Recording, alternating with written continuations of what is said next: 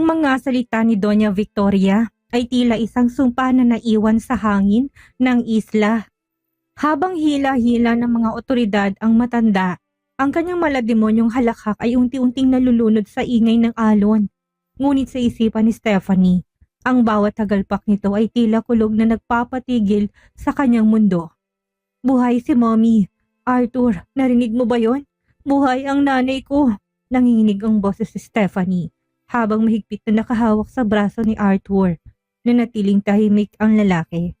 Ang kanyang mga mata ay nakapako sa papalayong barko ng Coast Guard. Ang kanyang panga ay nangangalit at ang kanyang katahimikan ay sapat na para kilabutan si Stephanie. Arthur, alam mo ba? Ang tanong ni Stephanie puno ng takot. Alam mo ba na buhay si Elena? Dahan-dahang humarap si Arthur sa kanya. May mga usap-usapan ako na narinig noong nagsisimula pa lang akong humawak ng kumpanya, Stephanie. Sabi nila, may isang special patient, si Lola, na itinatago sa isang pasilidad sa ilalim ng pangalan ng isang foundation. Pero sa tuwing magtatanong ako, nilalaso ni Lola ang isip ko. Sabi niya, baliw ang babaeng yun at walang kinalaman sa pamilya natin. Dalhin mo ko sa kanya, ngayon din, utos ni Stephanie. Makalipas ang ilang oras, lumipad ang kanilang helicopter patungo sa isang liblib na bundok sa Rizal. Doon sa gitna ng masukal na kagubatan, nakatayo ang St. Jude Sanctuary, isang marangyang rehabilitation center na sa labas ay mukhang hotel, ngunit sa loob ay isang high-security prison. Mommy, stay alert! Ang security system ng lugar na ito ay hindi konektado sa main server ng Vergara Group. It's a closed circuit, babala ni Cyrus habang sinusuri ang kanyang tablet sa loob ng chopper. Pagbaba nila, sinalubong sila ng mga tauhang nakaputi. Dahil si Arthur pa rin ang legal na CEO, wala silang nagawa kundi ang sundin ang utos nito na buksan ng room 404. Ang silid na nasa pinakadulo at pinaka-isolated na bahagi ng gusali. Ang amoy ng antiseptic at lavender ay nanunuot sa ilong ni Stephanie habang naglalakad sa mahabang pasilyo. Ang kanyang puso'y tila gustong kumawala sa kanyang dibdib. 5 taon siyang nagluluksa para sa ina. Naakala niya silid na ito sa loob ng mahabang panahon. Bumukas ang bakal na pinto. Ang silid ay malinis, puti at walang anumang matalas na bagay. Doon sa tapat ng bintana, nakaupo ang isang babaeng payat, mahabang puting buhok at nakatingin sa kawalan. Mommy, mahinang tawag ni Stephanie. Hindi lumingon ng babae, patuloy lang ito sa paghima sa isang luma at kupas na manika. Elena, tawag naman ni Arthur. Nang lumapis si Stephanie at lumuhod sa harap ng babae, nakita niyang mukhang dati na sa kanyang mga alaala, bagamat marami ng kulubot at tila nawala na ang ningning na mga mata. Alam ni Stephanie na ito ang kanyang ina. Mommy, si Stephanie to, ang anak mo. Hikbi ni Stephanie habang hinahawakan ng malamig na kamay ni Elena. Dahan-dahang lumingon si Elena. Ang kanyang mga mata ay nalaki ngunit hindi sa tuwa, kundi sa matinding takot. Hindi, huwag mo ko saktan. Ibibigay ko ng pirma. Huwag niyo lang saktan ang anak ko. Tili ng matanda habang pilit na nagtatago sa sulok ng kama. Wala nang mananakit sa'yo, Elena. Wala na si Victoria. Pangako ni Arthur habang pilit na pinapakalmang matanda. Ngunit ang masakit na katotohanan ay lumabas. Si Elena ay sumailalim sa matinding psychological torture. Sa loob ng maraming taon, pinaniwala siya ni Victoria na patay na si Stephanie upang mapilitan itong pirmahan ng paglipat ng mga lupain ng Montemayor sa mga Vergara. Nang tumanggi si Elena, tinurok sa kanyang mga gamot na unti-unting sumira sa kanyang memorya at katinuan. Habang nakatingin si Stephanie sa kalunos-lunos na kalagayan ng kanyang ina, isang madilim na puwersa ang namuo sa kanyang dibdib. Ang paghihiganti niya kay Cassandra at sa kanyang amay tila laro lamang kumpara sa nararamdaman niya ngayon. Silang gumawa nito, bulong ni Stephanie. Ang kanyang boses ay naging malamig, kasing lamig ng bakal. Ang pamilya mo, Arthur, ang lola mo, ginawa nilang gulay ang nanay ko para lang sa pera. Stephanie, magbabayad sila. Sisiguraduhin ko mabubulok si Victoria sa kulungan, sabi ni Arthur. Ngunit ramdam niyang distansyang muling nabubuo sa pagitan nila. Hindi sapat ang kulungan. Sigaw ni Stephanie. Hinarap niya si Arthur. Ang kanyang mga mata ay nag-aapoy. Lahat ng Vergara na nakinabang sa paghihirap ng nanay ko, lahat sila'y sisingilin ko. Kasama ka ba doon, Arthur? Kasama ka ba sa mga taong tumahimik habang nanditong nanay ko? Mommy, look! Biglang singit ni Cyrus na kanina pa nakatingin sa records ng pasilidad. May pirma dito ni isang bisitang regular na pumupunta rito sa loob ng 5 taon. Hindi to si Doña Victoria. Inago ni Stephanie ang tablet. Ang pangalang nakasulat sa logbook ay napasinghap sa kanya. Bisita, Marco Alcantara. Ang lalaking dapat ay pakakasalan ni Stephanie 5 taon nang nakakalipas. Ang lalaking akala niya ay biktima rin ng skandalo ay alam na buhay si Elena at base sa logs, siyang nagbabayad ng special medication na nagpabaliw sa ina ni Stephanie. Si Marco, bulong ni Stephanie. Siyang nag-aalaga sa kabaliwan ni Mommy. Ibig sabihin, kasabot siya simula't simula pa lang. Hindi lang siya kasabot, Mommy, sabi ni Cyrus, habang mabilis na nagtatype. Ayon sa GPS ng car ni Marco, he is not in a jail. Nakalabas siya gamit ang bill na pinirmahan ng isang lihim na korporasyon at ngayon papunta siya dito. Ano? Gulat na tanong ni Arthur. Bago pa sila makakilos, isang malakas sa tunog ng sirena ang umalingaw-ngaw sa buong pasilidad. Ang pinto ng silid ay biglang naglock ng kusa. Sa screen ng monitor sa loob ng room, lumitaw ang mukha ni Marco Alcantara. Wala na ritong anyo ng isang disente at mayamang lalaki. Ang kanyang mga matay puno ng kabaliwan. Stephanie, mahal ko, akala mo ba ay si Victoria lang problema mo? Si Victoria matanda at mahina. Pero ako nagplano ng lahat. Gusto kitang sirain sa kasal natin para itakwil ka ng lahat. Para sa huli, ako lang ang magiging takbuhan mo. Pero sumulpot si Arthur. Galit na sabi ni Marco sa screen. Ngayon dahil nandito na kayong lahat, tatapusin ko ng kwento. Ang silid na yan ay may nakatagong gas system. Sa loob ng 5 minuto, mawawalan kayo ng malay at paggising nyo, ang pasilidad nito ay magiging isang malaking kabaong sa ilalim ng lupa. Nagsimulang lumabas ang puting usok mula sa mga vent ng kisame. Arthur, ang bintana, sigaw ni Stephanie. Bulletproof ang glass na ito, Stephanie. Hindi to basta babasagin. Habang ang usok ay dahan-dahang bumabalot sa kanila, si Elena ay biglang tumayo. Ang kanyang mga mata na kanina'y bakas ng kabaliwan ay biglang nagkaroon ng linaw. Hinawakan niyang kamay ni Stephanie, tinuro ang ilalim ng kanyang kama. Ang susi sa ilalim ng tile, mahinang sabi ni Elena. Ang puting usok ay mabilis na kumakalat, tila mga kamay ng kamatayan na humahaplos sa kanilang mga baga. Si Cyrus ay nagsimula ng umubo ng malakas, habang si Arthur ay pilit na hinahampas ang bintana gamit ang isang bakal na upuan.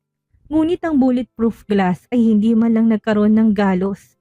Mommy, ang tile, bilisan mo, sigaw ni Cyrus, habang tinatakpan ng kanyang ilong ng laylayan ng kanyang damit. Sa ilalim ng kama, mabilis na kinahid ni Stephanie ang sahig. Gamit ang kanyang mga kuko na ngayon ay duguan na.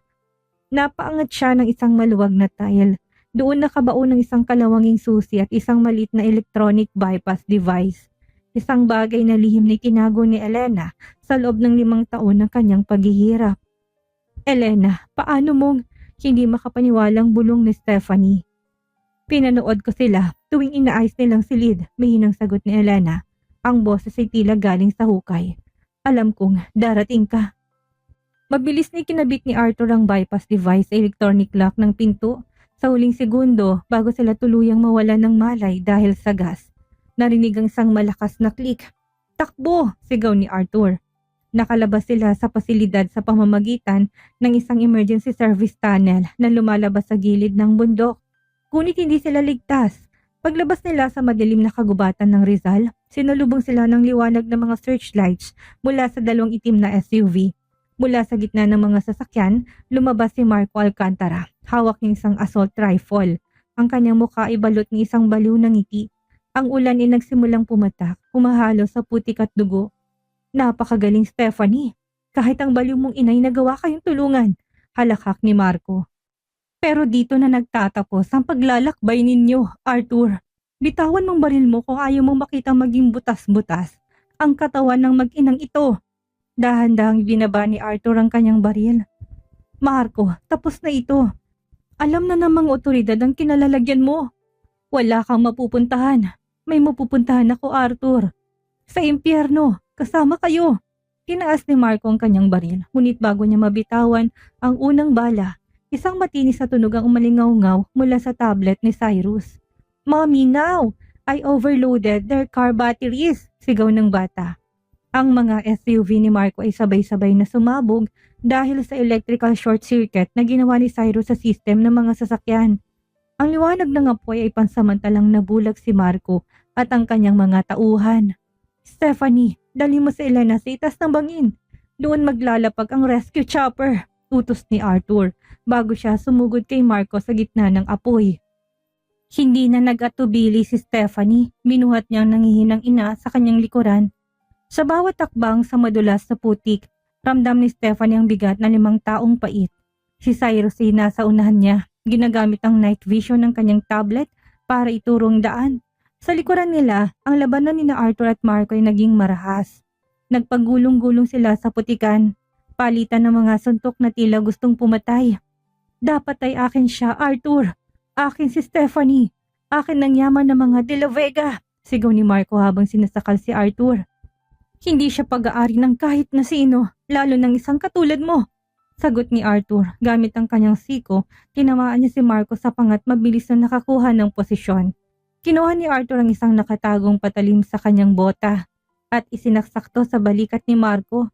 Nakarating sina Stephanie sa tuktok ng bangin kung saan tanaw na naglalagablab na pasilidad sa ibaba. Ngunit bago pa sila makasakay sa dumarating na chopper, isang putok ng baril ang narinig mula sa likuran. Si Marco na puno ng dugo at putik ay nakatayo ilang metro lang ang layo. Ang kanyang baril ay nakatutok kay Elena. "Kung hindi siya mapapasakin, walang magkakaroon ng sa kanya," sigaw ni Marco, ang kanyang daliri handa ng kalabitin ng gatilyo. Sa sandaling yun, ang lahat ay tila tumigil. Nakita ni Stephanie ang takot sa mga mata ng kanyang ina. Nakita niyang pagod ni Arthur na kasalukuyang tumatakbo mula sa ibaba. Hindi na nag-isip si Stephanie. Dinimpot niyang isang matulis sa piraso ng kahoy na may bakas ng apoy mula sa pagsabog kanina. Sa isang mabilis na pagkilos ng bunga ng galit at pagmamahal, inihagis niya ito ng buong lakas. Hindi sa baril kundi sa dibdib ni Marco. Natigilan si Marco. Ang baril ay binitawan niya habang napapahawak sa kanyang dibdib. Nawalan siya ng balanse sa gilid ng madulas na bangin. "Stephanie!" ang huling bulong ni Marco bago siya tuluyang mahulog sa madilim at malalim na bangin ng Rizal. Katahimikan, tangi ang tunog ng ulan at ang papalapit na helicopter ang naririnig. Napaluhod si Stephanie sa putikan. Niyakap ng mahigpit ang kanyang ina si Cyrus. Dumating si Arthur, hinihingal at dugu-duguan, at lumuhod sa tabi nila. Binalot sila ng kanyang mga braso. "Tapos na, Stephanie. Tapos na talaga," bulong ni Arthur. Tumingin si Stephanie sa langit. Ang dilim ay dahan-dahang napapalitan ng kulay ube at kahel. Ang bukang liwayway ay nandito na. "Hindi pa, Arthur," sagot ni Stephanie, habang nakatingin sa kanyang ina na ngayon ay mahimbing na natutulog sa kanyang bisig. "Nagsisimula pa lang tayong mabuhay." Pero sa pagkakataong ito, wala nang lihim. Wala nang takot. Habang sinasakay sila sa chopper, isang mensaheng pumasok sa tablet ni Cyrus. Isang mensaheng galing sa isang unknown source sa ibang bansa. "The Montemayor bloodline is restored. But remember, Stephanie, your mother wasn't the only prisoner. Look into the archives of the 1980s. The war is bigger than you think." Nalamig si Stephanie. Akala niya ito ng wakas, ngunit ilang kasaysayan ng kanyang pamilya ay mas malalim pang ugat na kailangang hukayin. 6 na buwan ang lumipas mula nang mahulog si Marco Alcantara sa bangin at maipakulong si Doña Victoria. Ang buhay ni Stephanie, Arthur at Cyrus ay tila naging payapa. Si Elena ay dahan-dahan nang bumabalik ang katinuan sa ilalim ng pinakamahusay na pangangalaga sa Switzerland. Ngunit ang katahimikang ito isang maskara lamang. Isang gabi habang nasa gitna ng isang marangyang hapunan sa bagong mansyon ni Stephanie, isang itim na sobre na may selyong ginto, isang agilang nakadapo sa isang espada ang inihain sa kanila. "Mommy, this isn't just an invitation," bulong ni Cyrus habang sinusuri ang selyo. "This paper has a micro RFID chip. It's a ticket to the Consejo de Sangre, Council of Blood."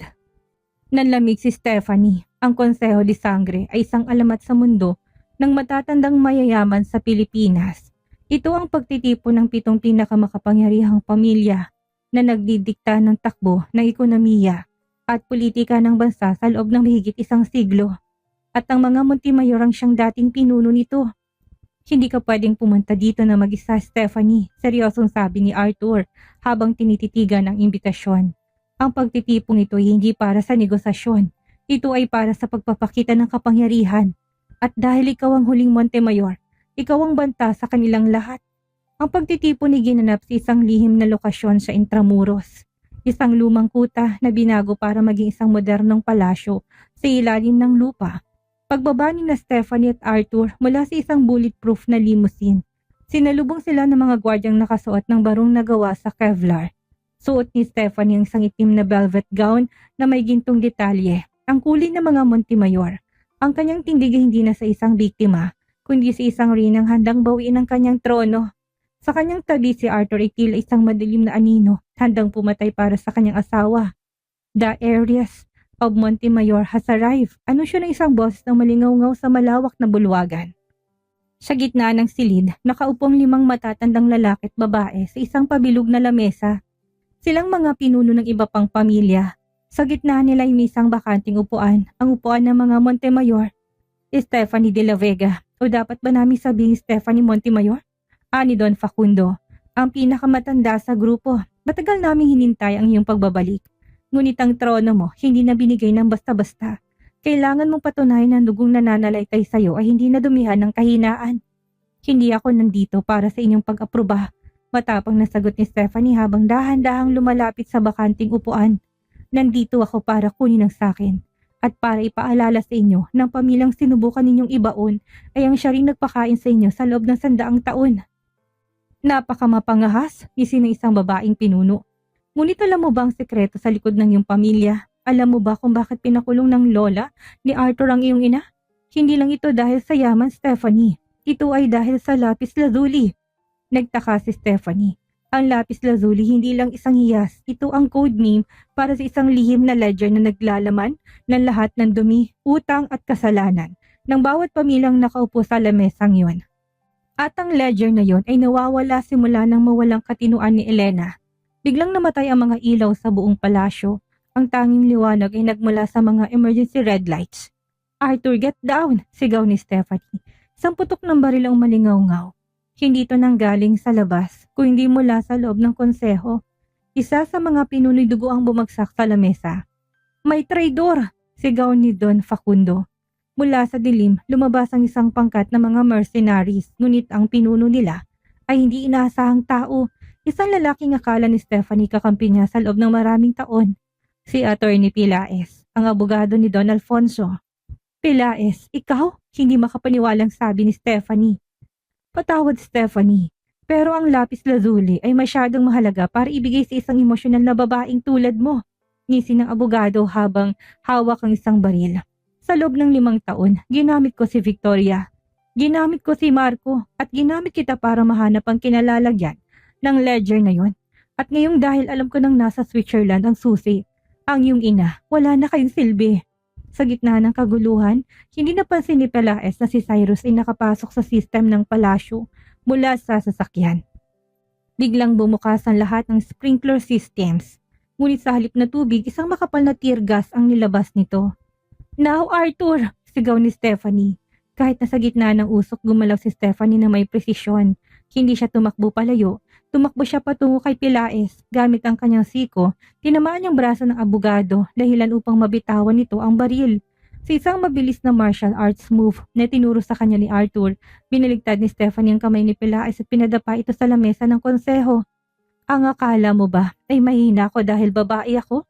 Bulong ni Stephanie sa tenga ni Pilaes habang dinidiinan ang pagkakapilipit ng braso nito. Ang mga Montemayor hindi lang naging pinuno dahil sa pera. Naging pinuno kami dahil kami ang pinakamabangis sa lahat. Dinaluhong ni Arthur ang mga mercenaries. Bawat suntok at sipa ay may kasamang tunog na nababaling buto. Sa loob ng 5 minuto, ang mga ilit na gwardya ay nakahandusay sa sahig. Tumayo si Stephanie sa kabisera ng lamesa. Hawak ang baril ni Pilaes, tinignan niyang natitirang mga pinuno ng pamilya na ngayon ay bakas ng takot sa kanilang mga mata. Simula ngayong gabi, ang Consejo de Sangre ay bubuwagin, deklara ni Stephanie. Wala ng 7 pamilya, wala ng mga lihim na nagdidikta sa buhay ng mga tao. Ang bawat sentimong ninakaw niyo gamit ang inyong impluensya ibabalik sa bayan. Hindi mo pwedeng gawin yan. Sisirain mong balanse. Sigaw ni Don Facundo. Panoorin niyo ako, malamig na sagot ni Stephanie. Habang hinihila ng mga tauhan ni Arthur si Atty. Pilaes, lumingon si Stephanie kay Arthur. Handa ka na ba, Arthur? Dahil ang pagsira sa konsehong ito ay nangangahulugang tayo ng magiging target ng bawat makapangyarihang tao sa bansang ito. Inakbayan siya ni Arthur at hinalikan sa noo. Kasama mo ko hanggang sa huli, Reyna ko. At huwag nilang kakalimutan, meron tayong maliit na general na nagbabantay sa atin. Sa screen ng tablet ni Cyrus na nakonekta sa projector ng bulwagan, lumitaw ang isang mensahe. System purge complete, the monopoly is over. Ngunit sa gitna ng kanilang tagumpay, isang pulang babala ang lumabas sa screen ni Cyrus. Isang intercontinental ballistic missile at tracking system ang na-activate mula sa isang lokasyon sa labas ng bansa. May mas malaking puwersa na hindi natutuwa sa pagbagsak ng konseho. Ang laban na hindi na lang sa Pilipinas. Ito ay naging pandaigdigan na.